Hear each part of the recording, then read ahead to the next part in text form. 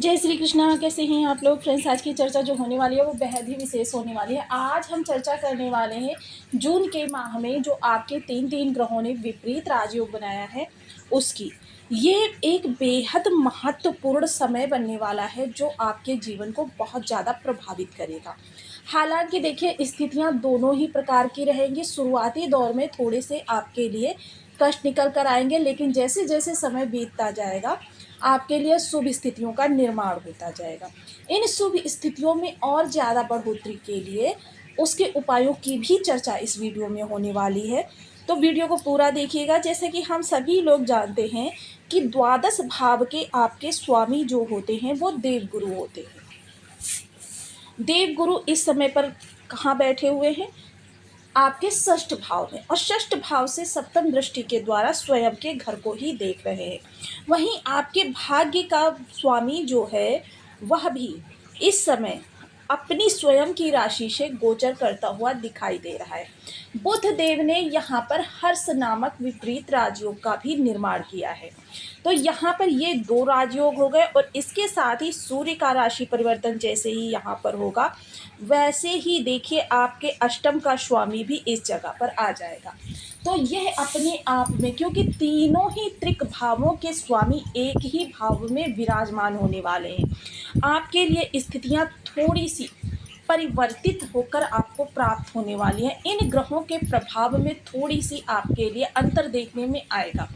इन सभी विषयों पर पूर्णतया सूक्ष्मता के साथ चर्चा करेंगे इस वीडियो में, तो बने रहिए हमारे साथ इस वीडियो में। एंड तक आपको बहुत कुछ जानने के लिए मिलेगा। यदि आपके लग्न में यानी कि कुंडली के प्रथम भाव में 10 नंबर बना हुआ है तो ये राशिफल आपके लिए है। कुंडली में कहीं भी चंद्रमा के साथ 10 नंबर बना हुआ है तो ये राशिफल आपके लिए। कुंडली ना होने की स्थिति में आप इसे नाम राशि से भी देख सकते हैं।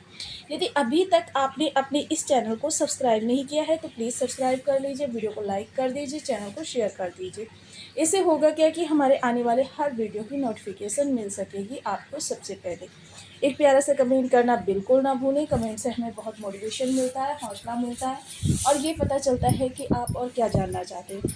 जैसा कि हम सभी लोग जानते हैं शनि, राहु, केतु और गुरु तीनों ही मेजर ग्रह हैं और लंबे समय में अपना राशि परिवर्तन करते हैं। और जब ये लंबे समय में अपना राशि परिवर्तन करते हैं तो ऐसी स्थिति में क्या है, इनकी जून के माह में राशि परिवर्तन तो नहीं होगा, लेकिन हाँ नक्षत्र परिवर्तन होगा। तो इसके लिए देखिए आप यहाँ पर बच जाते हैं ये कम समय में गोचर करने वाले ग्रह। इनके आधार पर हम चर्चा करेंगे आपके प्रेम, प्यार, व्यापार, स्वास्थ्य, कैरियर, शिक्षा और साथ ही साथ धन के कारक चीज़ों में। सबसे पहले अगर चर्चा करें आपके सुखों की, तो सुख इस दौरान आपके पास अतुलनीय आने वाला है, क्योंकि देखिए शुक्रदेव मंगल के साथ थोड़े से आपके नैतिक विचारों में परिवर्तन लाते हैं, लेकिन क्या होता है आपके भौतिक सुखों के लिए बहुत उत्तम होते हैं, और सुख भाव में शुक्रदेव कारक भी हो जाते हैं। गुरु या शुक्र इन दोनों ग्रहों का विपरीत राजयोग बनाना पाराशर ज्योतिष के अनुसार, जो कि वैदिक ज्योतिष के बहुत ही बड़े ज्ञाता थे, उनके अनुसार शुक्र या गुरु का विपरीत राजयोग बनाना आपके लिए सुखों में वृद्धि करने का कार्य करता है। ये सुखों में वृद्धि होगी। हालांकि शुक्र ने विपरीत राजयोग नहीं बनाया, किंतु गुरु ने आपके विपरीत राजयोग बनाया है। और चतुर्थ में आपके शुक्र हो या गुरु दोनों ही ग्रह कारक हो जाते हैं, दोनों ही सौम्य प्लेनेट की श्रेणी में आते हैं, और यह चंद्रमा का घर होता है। तो यह आपके लिए बहुत ही उत्तम स्थितियों का निर्माण करते हैं। अब वहीं अगर चर्चा करें इस दौरान भौतिक संसाधनों में आपके बहुत ज़्यादा इजाफा होता हुआ देखा जाएगा। इस दौरान अगर आपके, क्योंकि राहु देव आपके धन भाव में बैठे हुए हैं, इनकी स्थिति के अनुसार अगर आपके सुखों को देखें, क्योंकि धन आजकल धन के द्वारा ही हम हर चीज़ें प्राप्त करते हैं, चाहे वो कोई भी चीज़ हो, यानी कि प्रातः उठने से लेकर सायं सोने तक, जल से लेकर ऑक्सीजन तक, प्रत्येक चीज़ धन के द्वारा ही प्राप्त होती है। तो देखिए इस दौरान बहुत ज़्यादा मात्रा में आपके पास धन तो आता नहीं दिखाई देगा, लेकिन आपकी कोई भी ज़रूरत या आपकी कोई भी इच्छाएं इस दौरान आपके कह सकते हैं कि मन नहीं मारना पड़ेगा आपको। इच्छाएं आपकी जितनी भी होंगी उनकी ज़रूरत के अनुसार धन की व्यवस्था होती रहेगी। तो धन के लिए तो कहेंगे कि ये गोचर आपके लिए बहुत ही अच्छा रहने वाला है कि देखिए ज़रूरतें पूरी होती रहें, आवश्यकताएं पूर्ति होती रहें, इच्छाओं की पूर्ति होती रहे, इससे बढ़कर और क्या चाहिए। इसके अतिरिक्त पारिवारिक सौहार्द पूर्ण वातावरण रहने वाला है, लोग एक दूसरे की बढ़ चढ़ कर मदद करने वाले हैं, मेहमानों का आवागमन लगा रहेगा। और इस दौरान यात्राएं चाहे व्यावसायिक हो चाहे आपकी पर्सनल हो व्यक्तिगत, दोनों ही यात्राएं आपके लिए सफलतम रहने वाली हैं। जिन कार्यों के उद्देश्य से आप यात्रा करने वाले हैं वह यात्राएं आपकी सफलतम होने वाली हैं। उसके बाद देखिए शुक्रदेव यहाँ पर आ जाएंगे और सूर्यदेव यहाँ पर आ जाएंगे, 3 ग्रहों का विपरीत राजयोग बनेगा। तो देखिए शुक्र जब यहाँ पर आएंगे तब स्थितियाँ और ज़्यादा उत्तम हो जाएंगी आपके लिए, क्योंकि यह पंचम भाव है, ज्ञान का भाव है। और शुक्र यहाँ पर आपके ज्ञान को धन से जोड़ देंगे, जिससे कारण क्या होगा कि आप धन के इनकम के सोर्स बनाने के लिए बहुत ही ज़्यादा प्रयासरत होते हुए दिखाई देंगे और उसमें आपको सफलता भी प्राप्त होती हुई दिखाई देगी, क्योंकि शुक्र यहाँ पर स्वराशि के होंगे। स्वराशि का ग्रह अपने घर को और ज़्यादा प्रबल बनाने का प्रयास करता है और आपकी संतान इस समय पर काफ़ी प्रसन्नचित रहने वाली है। चर्चा करें स्टूडेंट्स वर्ग की तो देखिए 23 जून तक आपकी स्थितियां जो है थोड़ी सी डावाडोल रहेंगी, जिसकी वजह से क्या है कि आपका मन जो है काफ़ी विचलित रह सकता है। हालांकि परेशानियों की दौर ख़त्म होगा 23 जून से, आपकी चीज़ें बहुत बेहतर तरीके से आपको होती हुई दिखाई देंगी। स्टॉक मार्केट या शेयर मार्केट से जुड़े हुए लोगों के लिए देखिए मैंने पिछले वीडियो में भी बताया था, इस दौरान आपके लिए दीर्घकालिक इन्वेस्टमेंट ही सेफ रहने वाला है। चर्चा करें अगर आपके स्वास्थ्य की तो स्वास्थ्य को देखिए प्रथम भाव से देखा जाता है, लेकिन इसके लिए षष्ठ और अष्टम भी जरूरी होता है। तो इसके लिए आपको थोड़ा सा इस दौरान चर्म रोग या फिर उदर विकार या फिर आपके जो कहते हैं ना मानसिक चिंताएं, ये थोड़ी सी आपको परेशान कर सकती हैं। कोई गंभीर आपके स्वास्थ्य की समस्या निकल कर नहीं आ रही। शनि जो पराक्रम के कारक होते हैं वो इस समय पर बैठे हुए हैं आपके तृतीय भाव में।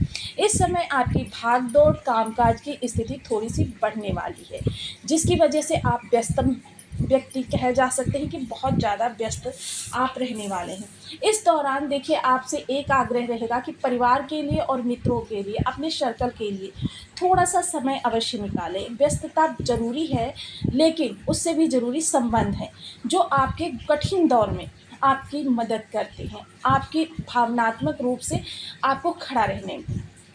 तो यह आपके लिए इस दौरान गोचर काल रहने वाला है। वहीं कर्म की स्थिति का है तो कर्म की स्थिति आपकी बहुत ही उत्तम रहने वाली है। वहीं देखिए हमने आपको थोड़ा सा अनुरोध किया था कि आपको इस दौरान किसी भी नए कार्य में अपना इन्वेस्टमेंट नहीं देना है, चाहे वो जॉब हो या फिर आपका व्यवसाय। हालांकि जो चीज़ें आप पूर्व से कर रहे थे उन्हीं चीज़ों में आगे वृद्धि कर सकते हैं। यह आपके लिए बहुत ही बेहतर रहने वाला है। तो इसके लिए चीज़ें आपके अनुकूल होने वाली हैं। सूर्य और गुरु बुध की चर्चा करें। अब यहाँ पर 3 ग्रहों का षष्ठ भाव में त्रिग्रही योग जो निर्मित होगा, त्रिग्रही योग, तो देखिए यह आपके लिए स्थितियाँ कुछ इस प्रकार की बनाएगा कि पहले आपके लिए कष्ट निर्मित करेगा। कष्ट आपके लिए बहुत बड़े वाले होंगे, क्योंकि देखिए ये मैं आपको प्रारंभ से ही बताती चली आ रही हूँ कि मकर राशि जो है चुनौतियों का दूसरा नाम है। आपके जीवन में एक चुनौती खत्म होती है, दूसरी चुनौती प्रारंभ हो जाती है। तो इस दौरान देखिए जितनी बड़ी चुनौती होगी उसके बाद प्रसन्नता भी आपके लिए उतनी ही बड़ी निकल कर आने वाली है। तो इसलिए संघर्षों से विचलित होने की बजाय डटकर उनका सामना करना आपके लिए हितकर रहने वाला है, क्योंकि सामना करने से ही आपकी मानसिक मनोबल और आपका आत्मिक ज्ञान वृद्धि होती है। क्योंकि व्यक्ति इंसान जो होता है वह अपने अनुभव से ही सीखता है।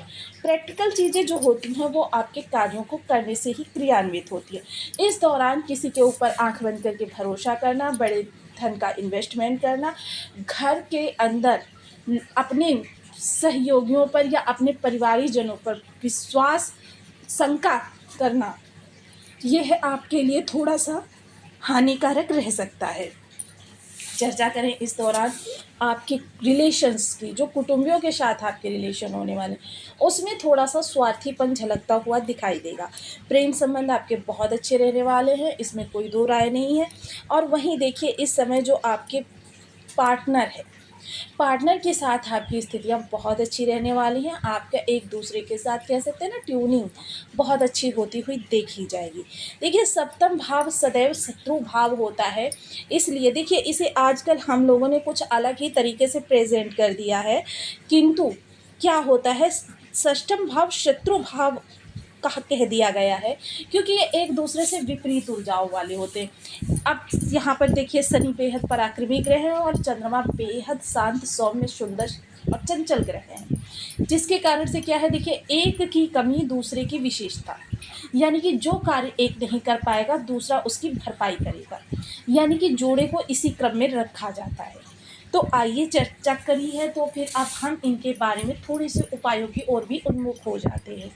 तो देखिए उपायों की श्रेणी में हम कभी कभी आपको वो उपाय भी बताते हैं जो उपाय दीर्घकालिक आपको लाभ प्रदान करते हैं। ऐसे उपाय भी बताते हैं जो आपके 9 ग्रहों पर प्रभाव डालते हैं, लेकिन देखिए एक डिफरेंस होता है। जब आप किसी विशेष ग्रह के मंत्रोच्चार करते हैं, विशेष ग्रह के उपाय करते हैं, तो क्या होता है वह ग्रह बलवान और बलवान और बलवान होता चला जाता है। किंतु जब हम इस तरीके का कोई उपाय करते हैं जो हमारे 9 ग्रहों पर इफेक्ट डाले, तो उससे क्या होता है स्थितियाँ 9 भागों में डिवाइड हो जाती हैं, और 9 भागों में डिवाइड होने के कारण उसके प्रभाव जो हैं आपको और ज़्यादा विलंबित प्राप्त होते हैं। तो ये सूक्ष्मतर चीज़ें हैं जिनको समझना बहुत आवश्यक होता है। अब यहाँ पर देखिए वो पंच देवी देवता जो आपके जीवन को 9 ग्रहों को कंट्रोल करके आपके अनुकूल कर सकती हैं। सबसे पहले गणेश भगवान जी। गणेश जी को गम बीज मंत्र का जाप और गणेश अथर्व स्तोत्र का पाठ नियमित करना प्रारंभ करें, ये आपके 9 ग्रहों को अनुकूल कर सकते हैं।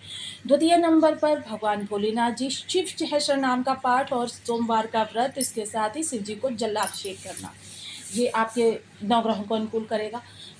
विष्णु जी का विष्णु सहस्त्र नाम का पाठ आपके विष्णु जी को अनुकूल करेगा।